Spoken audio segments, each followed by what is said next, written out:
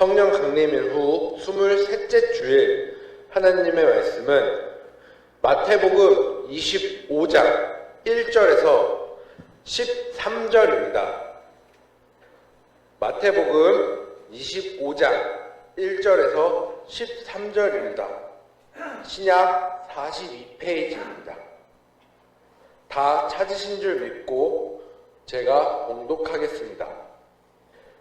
그때에 천국은 마치 등을 들고 신랑을 맞으러 나간 10처녀와 같다 하리니 그 중에 5은 미련하고 5은 슬기 있는 자라. 미련한 자들은 등을 가지되 기름을 가지지 아니하고 슬기 있는 자들은 그릇에 기름을 담아 등과 함께 가져갔더니 신랑이 더디옴으로 다 졸며 잘세. 밤중에 소리가 나되 보라 신랑이로다 맞으러 나오라 하매 이에 그 처녀들이 다 일어나 등을 준비할세. 미련한 자들이 슬기 있는 자들에게 이르되 우리 등불이 꺼져가니 너희 기름을 좀 나눠 달라 하거늘 슬기 있는 자들이 대답하여 이르되 우리와 너희가 쓰기에 다 부족할까 하노니 차라리 파는 자들에게 가서 너희 쓸 것을 사라 하니 그들이 사러 간 사이에 신랑이 오므로 준비하였던 자들은 함께 혼인잔치에 들어가고 문은 닫힌지라.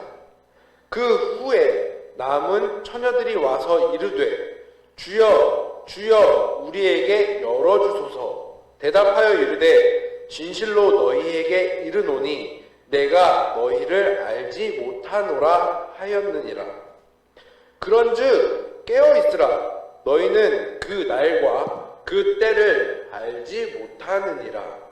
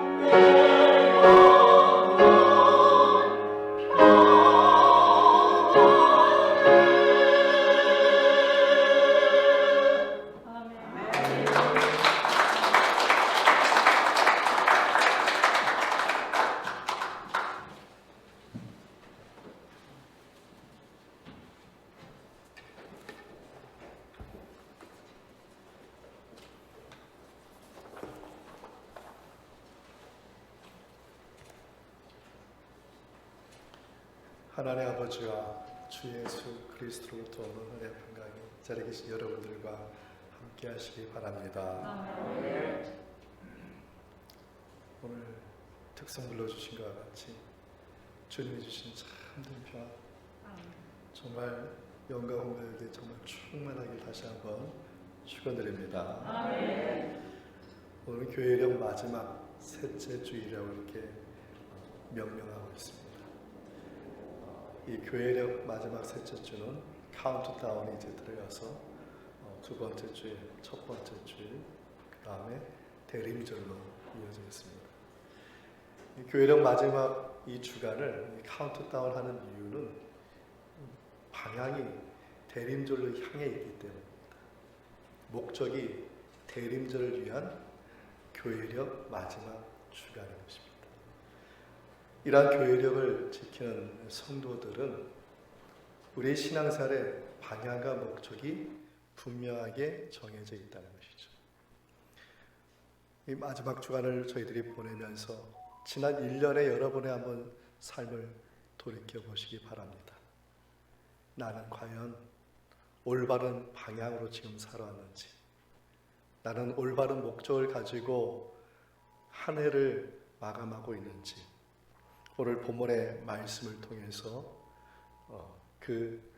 우리의 인생의 신앙의 방향과 목적을 발견하는 시간이 되었으면 좋겠습니다.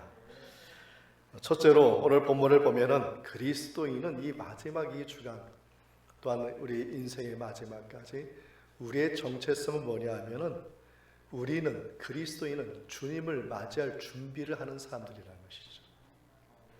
오늘 본문의 1절의 말씀 우리 함께 읽어보겠습니다. 그때 천국은 마치 등을 들고 신랑을 맞으러 나간 열 처녀와 같다 하리니. 아멘.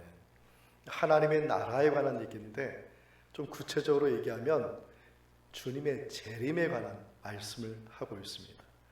이 재림에 관한 말씀을 하시는 데 있어서 오늘 본문의 열 처녀의 비유를 말씀하시는 것은 유대 사람들이 잘 이해할 수 있는 그들의 혼인 방식에 따라서 설명해서 듣는 사람 하여금 말씀을 잘 이해하게 하기 위해서 오늘 열 처녀의 비유를 말씀하셨습니다. 고대 유대인들의 결혼 풍습을 따르면 한 번에 결혼식을 하는 것이 아니라 결혼하기 전 1년이나 2년 전에 약혼식을 하게 됩니다. 정혼식을 하게 됩니다. 그래서 이 정혼식의 1년, 2년의 이 기간 동안에 이 신부는 아버지 집, 부모님 집에 거주하면서 자신의 순결함을 증명해야 되는 것입니다. 그래서 순결함이 확인되면 그때서 결혼식, 혼인잔치가 일어나는데 혼인잔치를 하기 위해서 신랑이 이동하게 되는 것이죠. 그 신랑이 먼 거리를 이동하는데 이스라엘은 특별히 밤에 이동하기 때문에 그 길을 안내할 사람들이 필요한 것입니다. 그래서 오늘 본문에 나오는 신부의 들러리, 바로 열 처녀들, 열 소녀들이 나오게 되는 것입니다. 이 10명의 이 처녀들은 신부와 같은, 오늘 본문을 보면 거의 신부와 같은 등급으로 표현하지만 실제상으로는 그 신부의 종이거나 아니면 신부의 친구들에 해당하는데, 그런데 오늘 예수님은 그 열 처녀들을, 10명의 그 소녀들을 거의 신부와 동급의 상황에서 오늘 비유의 말씀을 이끌어간다는 것이죠. 이러한 면에서 볼 때 우리 신앙인들의 정체성, 우리가 주님 만나는 그날까지, 주님이 재림하시는 언제일지 모르겠지만 그리스도의 정체성은 언제나 신랑 되신 예수님, 우리 주님을 맞이할 준비를 하는 사람들이 바로 그리스도인이라는 것이죠. 이 자리에 계신 여러분들의 삶이 정말 그 주님을 맞이하는 삶, 주님을 영접하는 삶 되시기를 축원드립니다. 마태복음에서 지금 예수님의 재림에 대해서 아주 큰 분량, 많은 분량에 대해서 마태복음만 아주 많은 분량을 얘기하고 있습니다. 그만큼 마태와 함께 했던 공동체는 이 종말론, 이 재림이 아주 큰 관심사였습니다. 특별히 오늘 본문에 나온 이 재림에 관한 말씀이 어디서부터 시작되냐면 마태복음 24장 2절에서 예수님께서 성전을 나오면서 제자들에게 하신 말씀이에요. 이 성전에 돌 하나도 돌 위에 남지 않고 다 무너지리라 이렇게 말씀하시니까 제자들이 궁금한 것이죠. 왜 그러냐면 그 당시 유대인들의 성전이 무너진다는 것은 종말을 얘기하는 것이었기 때문에, 그래서 그 시기와 그 징조가 어떻게 되는지 물었어요. 그래서 예수님께서는 마태복음 24장에서 자세하게 설명해 주시고, 비유로 설명해 주시고, 여러 가지 상징으로 설명해 주시고, 그리고 그 중에 하나가 지금 열처녀의 비유의 말씀인 것입니다. 그 열처녀의 비유의 이 말씀과 더불어서 앞으로 뒤에 4개의 또 비유의 말씀이 나오는데 모두가 재림에 관한 말씀을 하고 있습니다. 근데 예수님께서 마태복음 24장 2절에 하신 이 성전이 무너진다는 이 말씀은 이루어졌어요. 예수님 이후에 33년 후에 AD 70년에 로마의 티투스 장군이 로마 군인을 데리고 와가지고 예루살렘을 다 무너뜨리죠. 성전도 무너뜨리고 점령하게 됩니다. 얼마나 끔찍했는지 그 당시에 역사가 요세푸스라는 사람이 이 전쟁에서 죽은 유대인의 숫자가 60만 명에 이른다고 기록을 했습니다. 지금으로부터 2000년 전에 60만 명의 유대인들이 죽었다는 것은 이건 정말 끔찍한, 처참한 거예요. 제가 생각하기에는 바벨론에 점령했을 때, 아수르가 점령했을 때 이 정도는 죽지 않았을 거예요. 너무나 끔찍해. 근데 왜 이렇게 끔찍한 일을 당했느냐, 유대인들이. 앞서 제가 말씀드렸듯이 신앙의 방향성을 잃었기 때문에, 신앙의 목적을 잃어버린 거예요. 오늘날 코로나 사태 때문에 전 세계가 지금 대응하는 여러 가지 방법과 여러 가지 뉴스들이 나오게 됩니다. 듣고 보고 우리도 경험하면서 무엇이 중요한가에 대해서 우리가 삶의 지혜를 배우게 됐죠. 속도가 아니에요. 속도가 아니라 방향성. 어떻게 이것을 방향성을 가지고 우리가 해결할, 그 방향성이 잘 되면은 안전하게 지킬 수가 있지만, 방향성이 없이 무조건 속도를 내다가는 지금 전 세계에 지금 팬데믹 현상이 일어나고 있는 것이 아니겠습니까? 700년 전에도 똑같았습니다. 700년 전에 패스트 흑사병이 유럽을 덮쳤을 때 인구의 3분의 1이 죽어나갔잖아요. 그때 사람들은 다 무엇을 생각했냐면 속도였어요. 속도. 어떻게 빨리 이것을 해결할까, 그 속도에만 관심했고, 그렇게 한 나머지 어떻게 됐어요? 결국은 모두가 다 죽음의 공포 안에 있었다는 것이죠. 근데 그 가운데 한 청년이 있는데, 이 청년이 이 패스트, 이 흑사병의 이 팬데믹을 피해서 사막으로 도망을 갔어요. 그 사막에서 그 청년이 3년 동안 토굴에서 살면서, 이 청년이 한 게 뭐냐면은 말씀 묵상하고 기도하고 그리고 끊임없이 예수님을 묵상하는, 이 3년 동안 이것만 하고, 심지어는 내가 예수님을 내가 묵상하는 것을 그걸 잊지 않기 위해서 그 토굴의 그 벽에다가, 내 돌에다가 십자가를 그려가면서, 성호를 그려가면서 3년 동안 했는데 얼마나 그것을 그렸는지, 손으로 그렸음에도 불구하고 그 바위가 푹 파일 정도로, 십자가로, 그 정도로 주님 묵상하면서 말씀 보면서 기도하고 살았다. 그 사람이 누구냐면 이그나티우스 로욜라라는 거예요.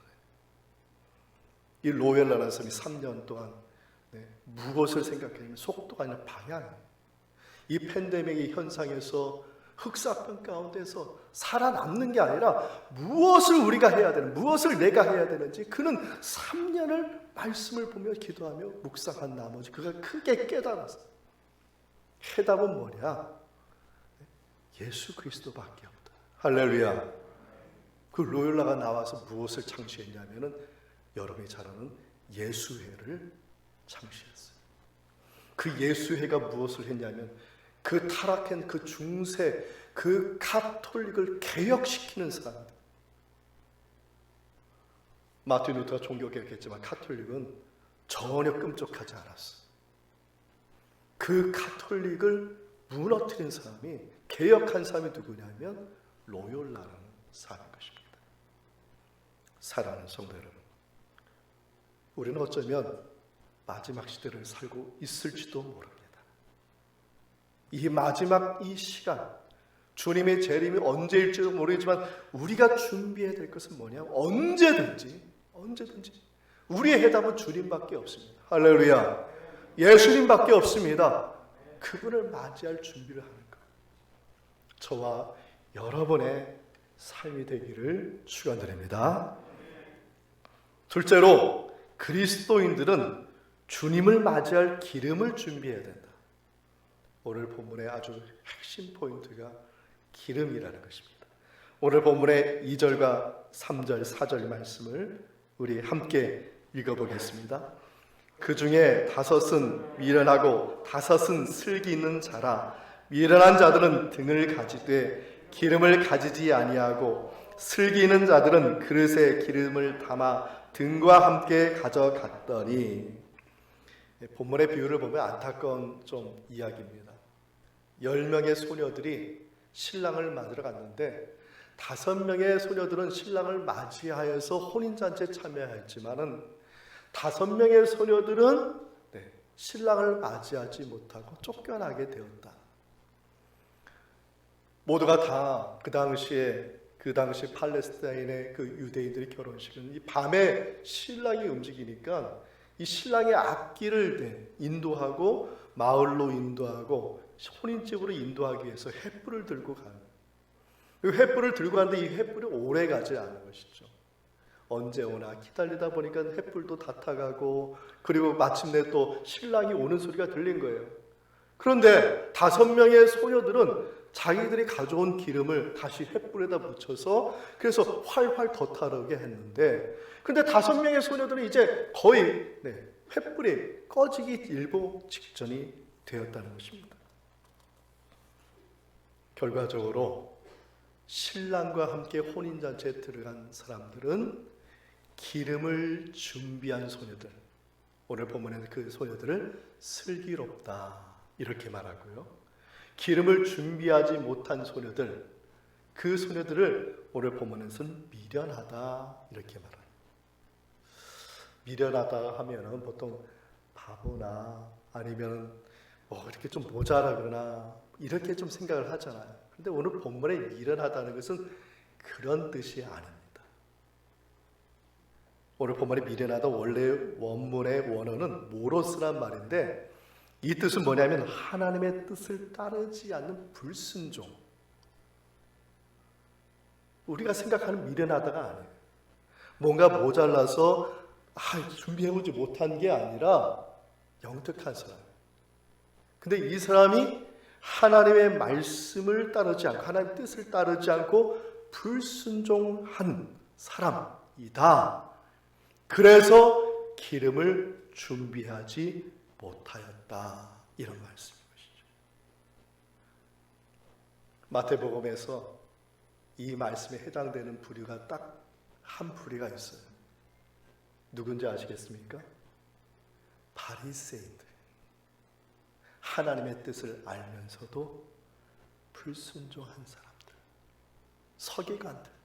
하나님의 뜻을 알면서도 불순종한 사람들. 대제사장과 종교인들, 하나님의 말씀을 알면서도 그 뜻에 순종하지 않는 사람들. 그 사람들 두고 오늘 본문은 뭐라고 얘기하냐면 미련하다.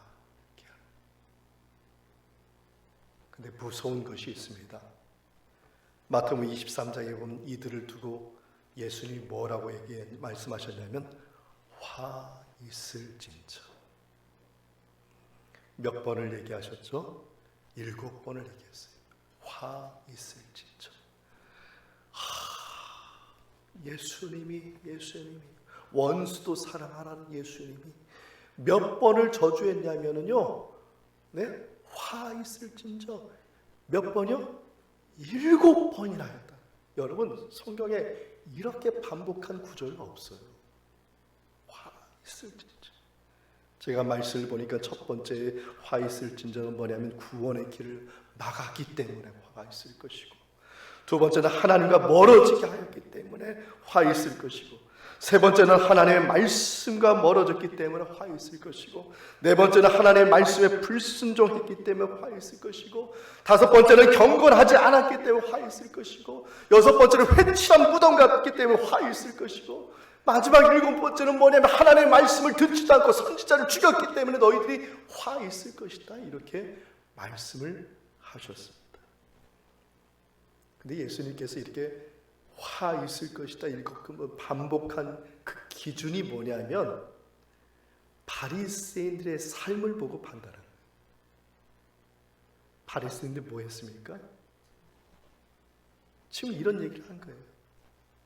다른 사람을 시기하고 질투하고 배교하게 만들고 믿음에서 떠나게 하고 자신의 말씀도 듣지 않고 순종하지도 않고, 그 모습을 보고 지금 예수님께서 판단하시며 화 있을 것이다. 주님의 재림을 준비한 그리스도의 기름은 무엇일까요? 저는 말씀을 묵상하면서 물론 그 기름이 여러 가지일 수 있습니다. 그러나 분명한 것은 히브리적인 사고에서의 믿음이라는 것이죠. 히브리인들의 믿음은 지식적인 믿음이 아니라 히브리인들의 믿음은 믿고 순종해서 사는 것까지 믿음으로 본다는 것입니다.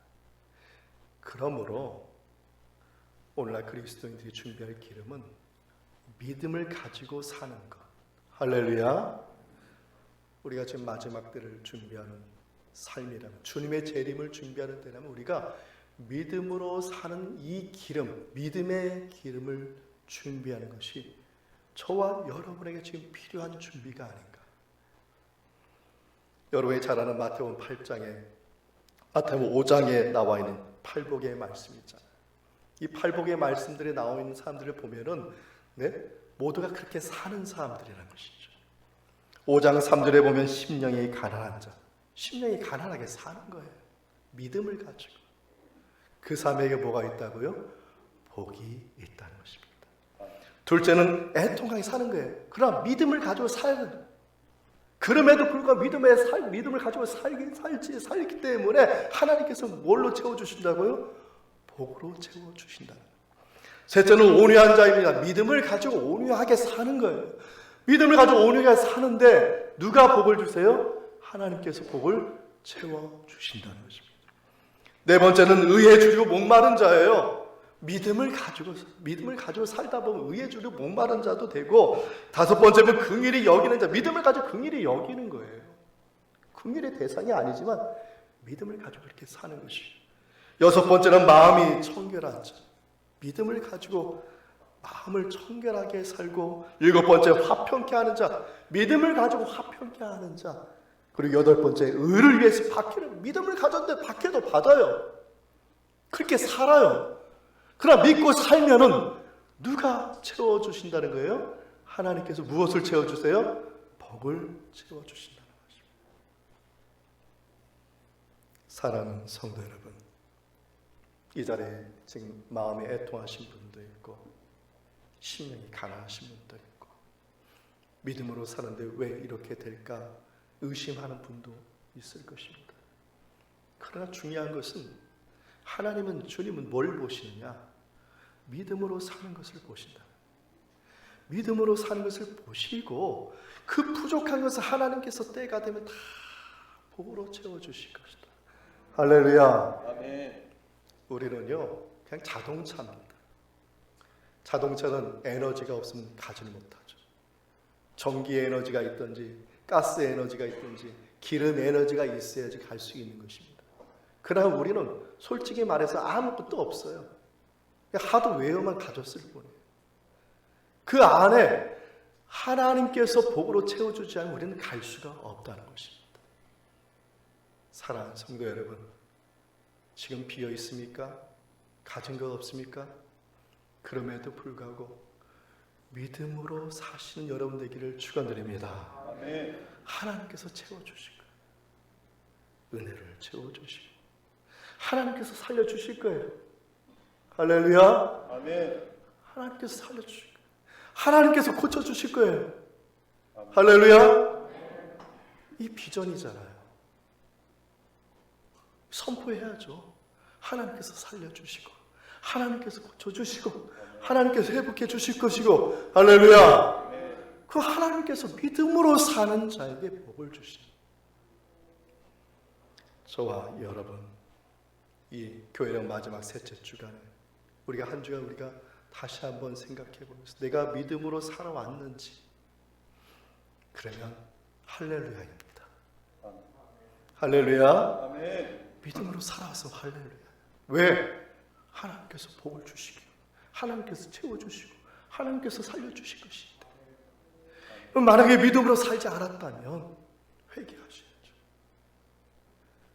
우리의 구원자 되신 예수님을 바라보면서 새로운 소망 가운데 내가 회개하고 참회하고 주님께 돌아올 때, 주님은 우리가 부족하지만 연약하지만 믿음으로 살 수 있도록 복받는 주님의 자녀 삼아 주실 줄 믿습니다. 아멘. 셋째로, 기름을 준비하는 그리스도인들은 깨어있는 신앙이 있어야 된다. 깨어있어야 된다. 항상 깨어있어야 된다. 오늘 보면 13절의 말씀, 우리 13절 함께 읽겠습니다. 그런즉 깨어있으라. 너희는 그 날과 그 때를 알지 못하느니라. 아멘. 미련한 소녀들이 슬기로운 소녀들에게 기름을 달라고 합니다. 그 슬기로운 소녀들이 기름을 줬어요? 안 줬어요? 기름을 안 줬어요. 기름을 안 줬더니 뭐라고 얘기하면, 에이, 사랑이 없어. 에이, 뭐 서로 이렇게 알고 지내는데 그거 좀 지어주면 어때? 이렇게 얘기를 해요. 그런데 그게 아니라는 거예요. 왜 그러냐면 기름을 준비한 소녀들을 지금 형용사로 썼지만 동사로 바꾸면 슬기롭다라는 것이거든요. 이 슬기롭다는 말, 이 원문이 뭐냐면 원어가 프로니모스란 말, 프로니모스. 이 말의 뜻은 뭐냐면 신중한, 사려 깊은. 그러니까 이 소녀들의 행동이 어떠냐면 신중하고 사려가 깊다라는 것입니다. 기름을 빌려주지 않은 이유는 신중하게 판단하고 사려가 깊게 행동한 결정이었다는 것이죠. 왜냐하면 지금의 주인공은 누구냐면 신랑이에요. 신랑. 횃불을 들고 가고 기름을 가져간 이유는 그 신랑이 어두운 밤에 넘어지지 않고 다치지 않고 혼인집에 가도록 하기 위해서 그걸 준비한 거라는 것입니다. 왜 그러냐면 신랑이 중간에 넘어지면은 이 혼인잔치가 완전 이게 없는 걸로 될 수가 있습니다. 큰일 나는 거예요. 그러니까 지금 기름을 준비한 것은 누구를 위해서 준비했냐면 신랑을 위해서 기름을 준비했기 때문에 그 신랑이 안전하게 혼인집에 가도록 하기 위해서 그 기름을 써야 되는데 나눠주면 중간에 불이 꺼져가지고 그러면 더 큰 일이 일어나기 때문에 빌려줄 수가 없었던 것이죠. 여러분, 미국의 대통령이 우리나라에 왔어요. 근데 청와대에서 미국 대통령을 영접하는데 대통령의 예우도 안 해주고, 미국의 대통령, 네? 또 미국의 대통령이 왔는데 다른 나라 문화권에서 자기 나라의 문화의 그 편리가 있는데 그 편리도 전혀 봐주지 않고, 네? 마치 저쪽 우리나라의 어떤 저기 지방의 관청의 어떤 공무원이 온 것 같이 대접하고 아무것도 하지 않는다면 어떻게 되겠습니까? 그것처럼 미련한 것은 없는 것이죠. 미국의 대통령이 우리나라 대통령이 갔어요. 갔는데 우리나라 대통령을 대우할 때 저기 주지사처럼 대우해요. 지방에. 그리고 동양의 그 사고랑 여러 가지 편리를 전혀 봐주질 않아. 백악관이든 청와관이든 청와대든 간에 손님이 오면 그 재정을 그 사람에게 집중해서 편리와 예우를 다 해주는 것이, 이것이 슬기로운 사람의 판단인 것입니다. 소녀들이 신랑을 맞이하는 것은 이와 같은 것입니다. 슬기로운 소녀들은 신랑을 위해서 기름을 준비해야 됐기 때문에 그래서 나눠줄 수가 없었던 것이죠. 그러나 미련한 소녀들은 달랐습니다. 관점이 다르고 방향이 달랐어요. 미련한 소녀들은 기름을 준비하지 않았어요. 앞서 말했던 미련하다는 말은 무슨 뜻이에요? 하나님의 뜻을 순종하지 않는, 불순종하는. 주인이 혼인잔치를 합니다. 요 정도를 보내요. 그럴 때 혼인잔치가 가장 중요한 손님을 모시고 종들이 갈 때 뭐라고 얘기합니까? 기름을 가져가라고 얘기했겠죠. 당연히. 너한테 그거 챙겼느냐? 5명은 예 챙겼습니다 했을 것이고 5명은 예 해놓고 안 챙기고. 신랑이 오니까 금방 올 줄 알았더니 늦게 온 거예요. 그래서 기름이 없으니까 슬기로운 처녀들한테 뭐라고 얘기합니까? 소녀들한테 기름 좀 빌려달라. 그러면 그 기름을 빌려달라는 이유는 누구를 위해서 빌려달라는 거예요? 내 체면 좀 봐달라는 거예요. 집에 가서 주인한테 혼날 거니까 봐달라요. 그냥 슬기는 좀 빌려줄 수가 없는 것이죠. 왜? 관점이 달라요. 슬기로운 처녀들은 하나님, 주님을 바라본 것이고 필요한 자는 자기만 바라보죠. 시장에서 구해오라니까 늦게 저녁에 가가지고 어떻게든 구해왔어요. 근데 그 구해온 그 기름은 누구를 위한 기름이었습니까? 신랑을 위한 기름이 아니라 자기를 위한 기름을 준비한 것입니다. 오늘 보면 10절에 비유합니다. 비유로 말하기를 뭐라고 했냐면 준비하였던 자들은 혼인잔치에 들어가고 문이 닫혔다고 말합니다. 근데 예수님은 전혀 그런 풍습이 아닌데 풍습이 아닌 말씀을 하셨어요. 왜 그러냐면 팔레스타인 유대인이나 그리스나 로마 지중해에 있는 나라들의 혼인잔치를 보면 혼인잔치를 할 때 절대로 문을 닫는 일이 없다. 근데 예수님께서는 굳이 없는 풍습이에요. 잔치에 손님이 더 와야지 그걸 닫을 일은 없잖아요. 근데 오늘 본문에서는 문을 닫았다. 이 문을 닫았다는 의미는 뭐냐면 다시 한번 좀 생각해 보라는 것이죠. 뭘 생각해야 돼요? 믿음으로 살고 있다고 하는데 다들 믿음으로 산다고 하잖아요. 열처리들이 다 신랑 맞으러 간다고 하잖아요. 믿음으로 산다고 하는데 그러면 정말 네 믿음으로 사는 것이 누구를 위해서 사는 거예요? 네가 믿음으로 산다고 하는데 그 믿음이 누구를 위해서 지금 복 달라고 하는 거죠? 누구를 위해서 지금 하나님께 감사하는 것이죠? 우리는 늘 깨어 있어야 돼요. 할렐루야. 저도 죄인이에요. 근데 저도 죄인이면서 늘 경험하는 게 뭐냐면 인간은 모든 것을 자기 거로 만드는 기계다. 하나님이 은혜 주시면 그 은혜도 내 걸로 만드는 기계. 하나님이 복 주시면 내가 했다고 다 하나님 그 복도 기계. 하나님이 살려주시면 그 살려주는 거 내가 해서 살려. 그런 얘기가 있잖아요. 물에 빠져가지고 막 살려달라고 허우적거리는 사람, 지나가는 나그네가 그냥 목숨을 걸고 그냥 살려줬더니 물에 빠지려고 했던 그 사람이 나오면서 하는 말이 뭐라고 얘기합니까? 내가 손잡아서 살았다고. 내가 손잡아서 살아. 죽어갈 때는 언제고 살려줬더니 하는 말이 내가 손잡아서. 죄인은 늘 내 걸로 만들어. 그렇게 깨어 있어요. 지금 예수님께서 지금 우리가 이 마지막 이 주님의 재림 때까지 우리가 지금 준비해야 될 것은 믿음으로 사는 것인데 그 믿음으로 사는 것이 방향성, 속도가 아니에요. 방향성. 네가 지금 하나님을 위해서 살고 있느냐. 요한복음 4장 34절의 말씀인데요. 우리 말씀 우리 함께 읽어보겠습니다. 예수께서 이르시되 나의 양식은 나를 보내신 이의 뜻을 행하며 그의 일을 온전히 이루시는 이것이니라. 아멘. 양식에 비유했습니다. 양식까지도 먹는 것까지도 무엇을 위해 살아야 돼요? 하나님의 일을 위해서 사는 것. 그게 예수님의 삶이었고 그리스도인의 삶이라는 것입니다. 슬기로운 처녀들, 슬기로운 소녀들이 준비한 이유가 뭐예요? 아무것도 보지 않았어요. 누구만 봤습니까? 네, 주님만 바라본 것이죠. 여기서 신랑은 예수님 아니에요. 예수님만 바라보고 준비한 거예요.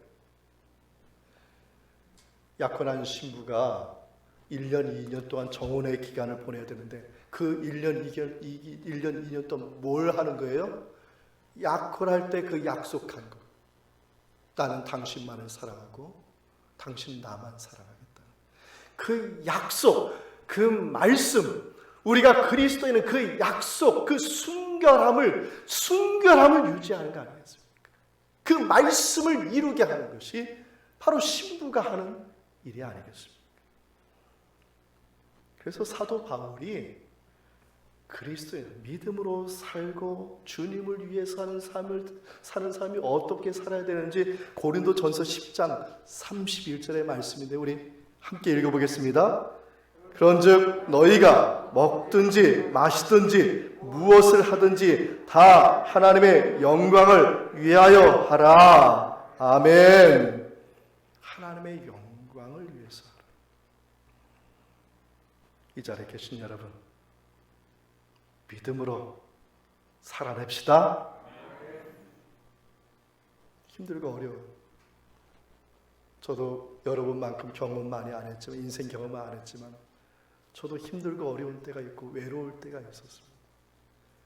그러나 그때마다 한 줄기 소망이 뭐냐면 믿음으로 살았더니 하나님께서 그 믿음도 주시고 믿음으로 사는 것을 불쌍히 여겨주셔서 다 하나님께서 갚아주시고 은혜 주시고 축복하여 주시더라. 이 자리에 계신 여러분, 믿음으로 사시고요. 그리고 그 목적은 분명합니다. 방향성은 분명합니다. 누구를 위해서 사는 겁니까? 하나님의 영광을 위해서 사시는 저와 여러분 되기를 축원드립니다. 말씀을 마치겠습니다. 세상은 빌려줄 수 있는 것이 있고 빌려줄 수 없는 것이 있습니다. 신앙 중에 우리가 빌려줄 수 없는 것이 믿음이라는 거예요. 여러분 가지고 있는 믿음 자녀에게 빌려주신 적 있으신가요? 빌려줄 수도 없는 것입니다. 그러나 지식적인 믿음은 빌려줄 수가 있어요. 지식적인 믿음. 믿음으로 산 그 믿음이 아니라 지식적인 믿음. 이 자리에 계신 여러분은 다 10년, 20년, 30년, 50년, 어떤 분은 60년 이렇게 신앙생활, 그 60년의 생활 속에서 믿음으로 살았더니 하나님께서 복을 주시고 하나님께서 채워주시고 하나님께서 살려주시고 하나님께서 치료하시고 그 믿음의 엄청난 그 양을 누구에게도 줄 수가 없는 거예요. 그건 저와 여러분에게만 주신 하나님의 은총인 것이죠. 사랑하는 성도 여러분, 여태까지 믿음으로 살아오셨습니까? 네. 믿음으로 살아오셨습니까? 그럼 그 믿음으로 산 그것을 끝까지 주님께서 말씀하신 정말 고지를 바라보면서 끝까지 살아갈 때 하나님께서 나머지 인생도 채워주시고 복 주실 줄 믿습니다. 여러분 이거 아세요? 예수님 반드시 재림하십니다.